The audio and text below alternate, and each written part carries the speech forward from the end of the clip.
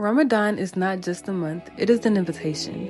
An invitation to slow down, to step away from distraction, to confront the version of yourself that you've been avoiding. Many people assume that Ramadan is about not eating for 30 days straight. If that was the goal, we would all just go on a month-long diet. The real fast is from the ego, from impulsiveness, from the constant need for more. It is about learning that you do not need every craving. You do not need every opinion, and you do not need to respond to everything. It is about remembering who you are when the noise gets too loud. You do not enter Ramadan by accident, but you were allowed to see it. So the question is not how to survive this month. The question is, who will you become by the end of it? Hey, on Jaraman. Assalamu alaikum. I probably should not be using that. Well, I don't know if I can use that because that's the intro for my podcast, but that's neither here nor there. Assalamu alaikum, guys. Y'all, Ramadan is around the way, and I have started thinking about ways that I can make the most of this Ramadan, and Ramadan hasn't even gotten here yet. I think that goes to show how excited I am about this holy month. One thing that I have learned within the past couple Ramadans is that it never hurts to start early, and so that's exactly what I am doing this year. You know, why not keep the traditions going, especially if I see that they're working well for me. I've written down a couple of things on my phone and on my notebook about how I can make the most of this Ramadan and how inshallah you can too, because girl, I want to see you in Jannah and I know you want to see me in Jannah too. So sit down, get you a matcha or so, and let's talk about how we can make the most of these blessed days and nights. Actually, I might take my own opinion and go get me a matcha too. I think that's what I'm gonna do. Come on, let's go get a matcha.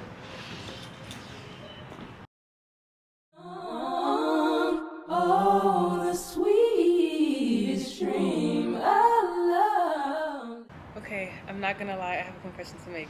I did get the matcha and it was on my house, but I wasn't being vocal when he was making it because it was a heated conversation going on. And he gave me a hot matcha, and I've never had hot matcha before, but I was watching him make it and he put cinnamon in it too. I've never had a matcha like this. I normally get ice, but it looks really good. It looks really good. As we were, I'm not gonna lie, I tried it. I'm not really messing with it. It's gonna have to grow me, but it does still look really good. I think I'm just used to a cold drink and I was expecting a cold drink. But I'm never gonna argue. I'm never gonna be mad about a free drink, okay? Okay. As we were. So Ramadan is a very special time for me. It's the time where I feel the happiest, the time where I feel most close to God. And I don't know if it's because of, I don't know if it's a story or a hadith. Hold on. I'm a fact check for you.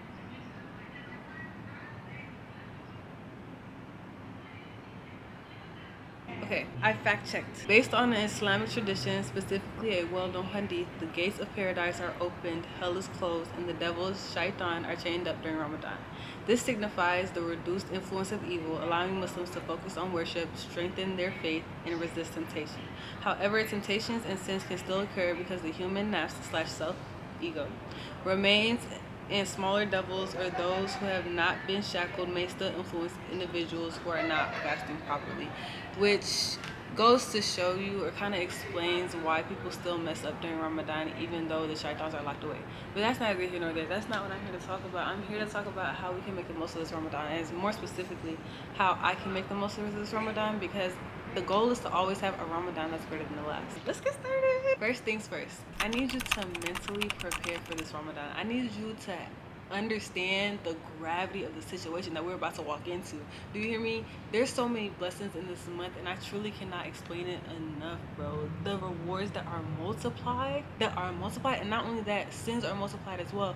So one mess up can weigh more in Ramadan than outside of Ramadan, and one good deed can weigh so much more inside Ramadan than it can outside of Ramadan. So it is very, very, very important, very crucial that we truly understand how heavy this month is, how privileged we are to be experiencing this month. I feel like the only way to really understand how heavy this month is and how much it really weighs on our iman and on our akhirah is by learning about Ramadan, is by mentally preparing for it and really spending time thinking about it. SubhanAllah, there's people that die last year that won't get to experience Ramadan this year, and there's people that will die days leading up to Ramadan that's not gonna get to experience the whole month. So mentally prepare for this month so you can make the most of this month. Make a dua list.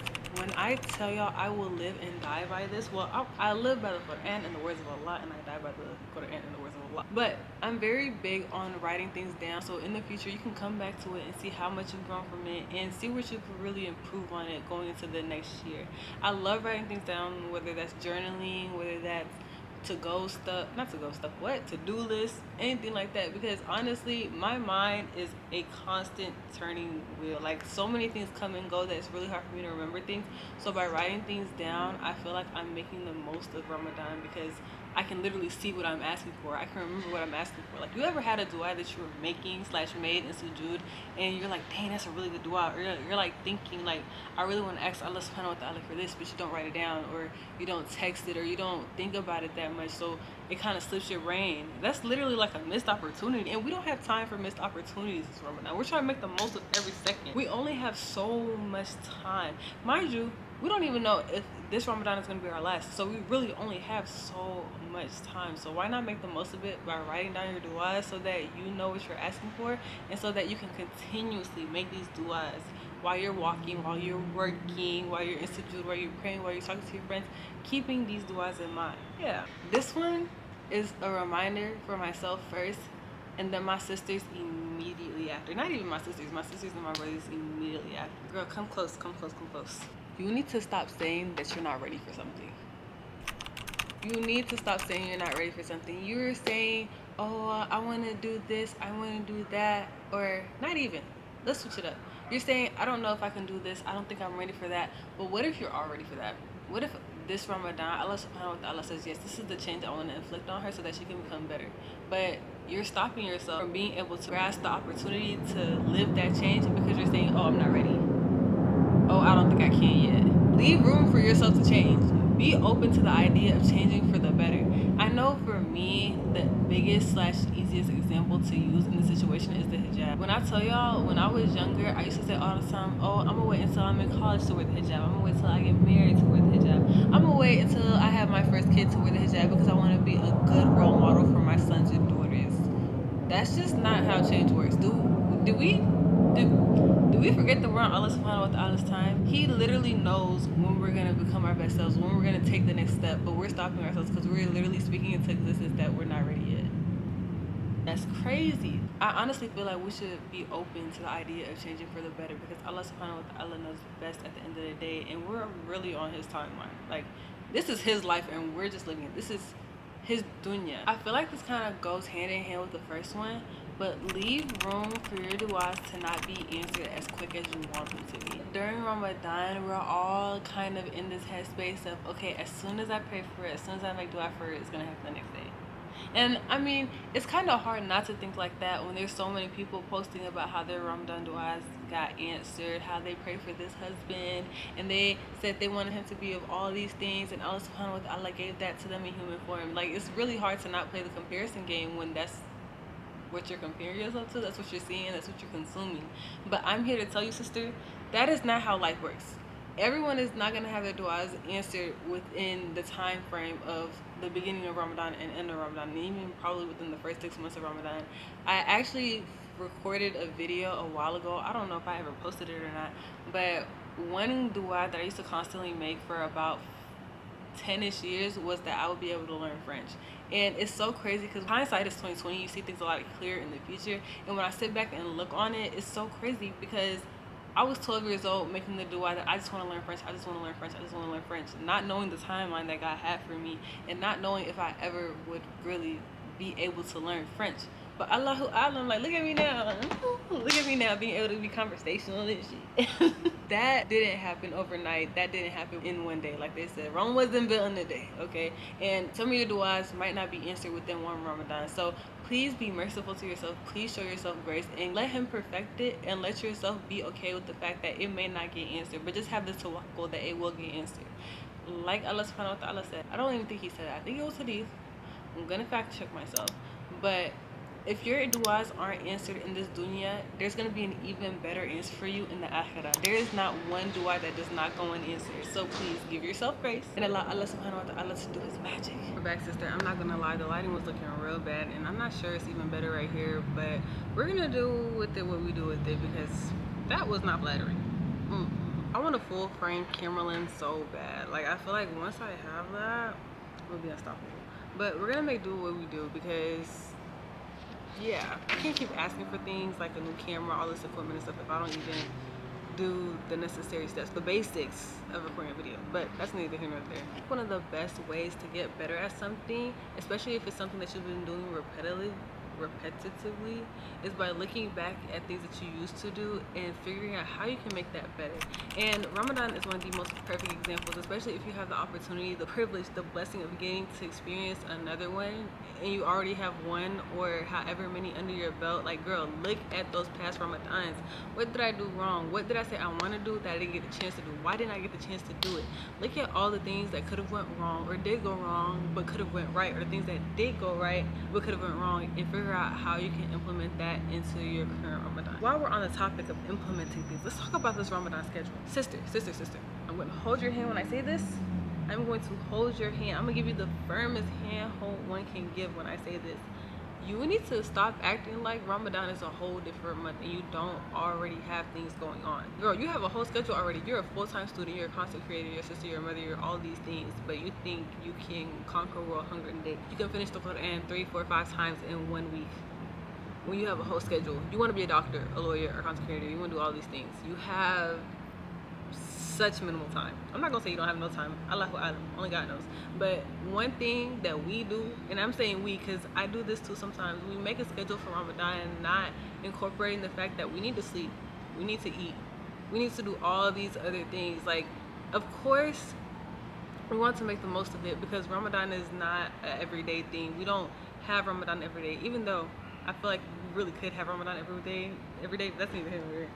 But we can't act like we have Ramadan every day when we don't. I mean, I know we don't have Ramadan every day, but we still have to be reasonable to a certain extent. Now, one thing about me, I'm very much big on delusion. Be delusional, but don't be delusional to the self. What? Don't be delusional to the point where you're overwhelming yourself with work. Like, girl, who is that helping? Who is that helping because it's not helping you? I feel like one thing that we really need to incorporate this Ramadan is quality prayers, quality meals, quality sleep. Because how are we going to be better? How are we going to make the most of this Ramadan if we're tired?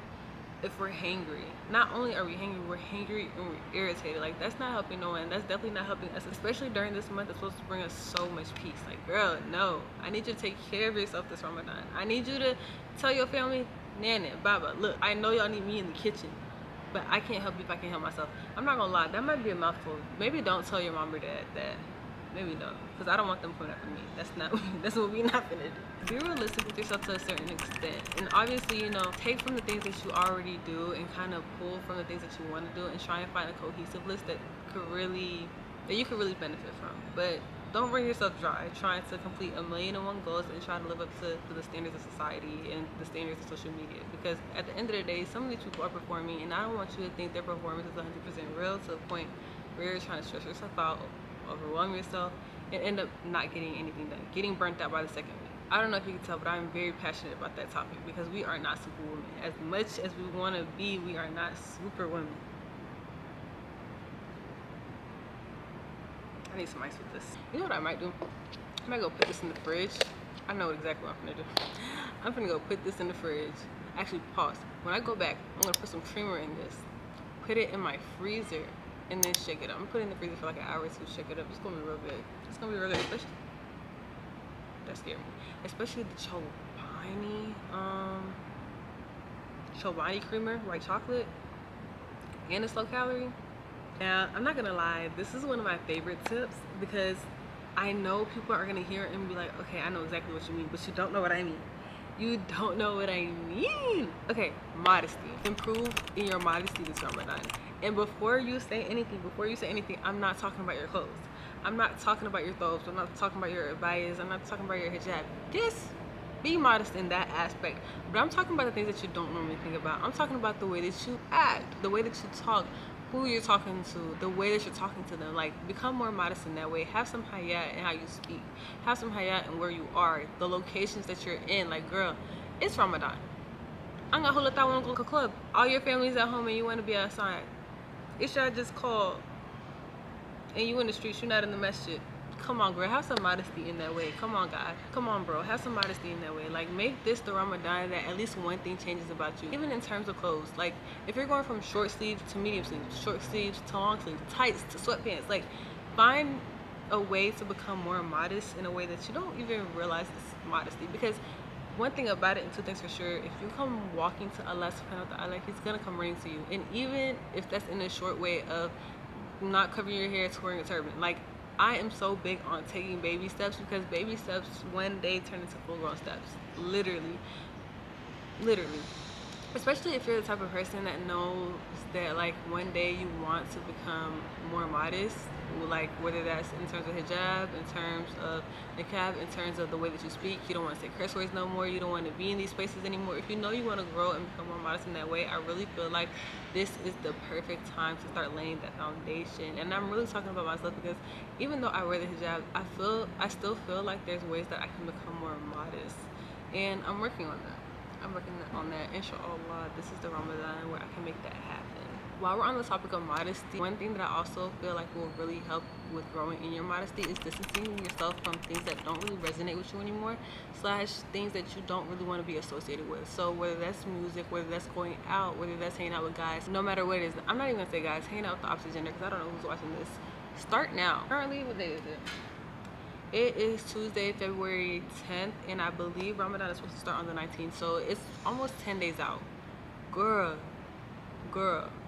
you still have time to start implementing those changes now. Well, by the time y'all see this, I don't know when y'all are gonna see this, but no matter when you're seeing this, it's never too late to start distancing yourself from the things that don't really resonate with you. And I'm not gonna lie, sometimes it's gonna be hard. It is gonna be hard, but I believe in you.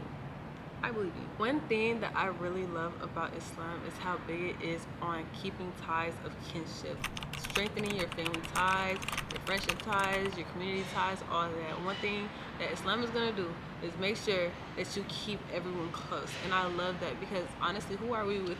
We're not our community. Who are we without our community? Who are we without our village, you know? And Ramadan is such a good time to call, because that's easy money. That's easy rewards. Do you know how much ajr is in calling your mom or your dad? Even if y'all are not on the best of terms, because I know sometimes it can be really hard maintaining, like, relationships with people that aren't really where you're at mentally or religiously or anything like that. You know, Allah subhanahu wa ta'ala says to respect people. You don't have to agree with them, you don't have to obey them, but at the very least respect them. And I feel like one of the most respectful things you can do is call somebody, especially your mom, especially your dad, especially that friend you haven't talked to in a long time, especially that one person that you had an argument with, especially that one person you had an argument with like 5 years ago. Imagine how happy Allah subhanahu wa ta'ala is going to be when he sees that y'all made up for his sake. SubhanAllah, when he sees that your grandmother just smiled because her granddaughter just called her grandson just called her. Like, y'all, that's really easy money. That's really a cheat code, for real. But y'all not ready to hear that. Y'all not ready to hear that. I digress. Let's move on. If you're anything like me, you have been Muslim for a very long time. And one thing about it, when you're doing something for such a long period of time, it can be easy to fall into bad habits. Learn about different ways that you can improve old habits. I really feel like that's one thing that we don't really talk about enough during Ramadan. We talk about how we want to pray X amount of salahs, how much we want to do extra dhikr, extra, learn extra surahs. We want to do all these things, but why don't we go back to the basics? Why don't we go back to the surahs that we've been saying since we were 5-6 years old, and kind of look back over the tajweed of it, look back over the salah, the format of it, and all these things? Because I know me, I learn things all the time, especially when it comes to salah. A couple years ago, I learned that we weren't even supposed to be praying with our elbows on the ground because we're mimicking dogs. Everything in Islam has a meaning, and everything in Islam has a reason. So I feel like we should really take this time to go back and look at that stuff. Look at the stuff that we kind of skipped over or didn't really matter to us when we were learning whatever we were learning, especially during this time. Because once again, there's barakah in everything we do. There's ajr in everything we do. So why not make the most of this time and try and rack up on that ajr? Even if it's as simple as relearning salah, relearning how to read Surah Fatiha. You never know what you're missing, bro. I feel like I've said so much and I really don't want to overload you guys with information, so I think I'm gonna end this here. I had really fun recording this video, especially because this is one of my first times really recording in public. Like, I have a whole tripod here. I just bought a new mic and it's real big. Like, I'm outside in public.